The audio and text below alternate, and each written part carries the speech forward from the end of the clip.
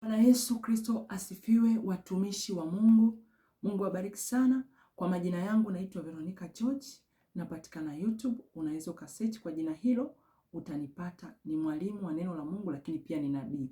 Huduma mama ni nabii, huduma nyingine ni mwalimu wa neno la Mungu. Ninafundisha.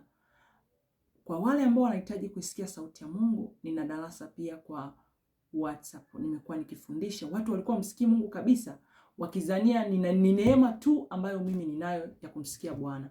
Lakini nimefundisha mpaka leo watu wanamsikia Mungu kwenye darasa nilopo.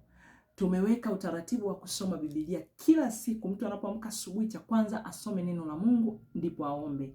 Na yule ambaye anaona anaomba maombi yanakuwa kapa, anashindwa kuomba, anaishia njiani, watu wameweza kuomba. Unasoma kwanza neno, zendo unaomba. Kwa hiyo nimeweka kila siku mtu lazima asome sura 2. Inapofika siku ya Ijumaa, kila mtu anafanya presentation kwenye WhatsApp. Anaelezea kile alichojifunza. Kwa hiyo tunaenda kitabu kile ambacho Roho Mtakatifu atatuongoza kusoma. Kwa hiyo wale ambao wanahitaji kusikia sauti ya Mungu au kumsikia Mungu, unakaribishwa pia kwenye darasa hilo ambalo nilopo kwa msaada wa Roho Mtakatifu. Pale ni neno. Kama usomi neno, ndugu yangu, tunakutoa. Sisi tunataka mtu anaenda mbinguni. Lazima usome neno, usome Biblia. Haleluya, uweze kulifahamu neno la Mungu na neno la Mungu likuweke huru. Amen. Karibu sana.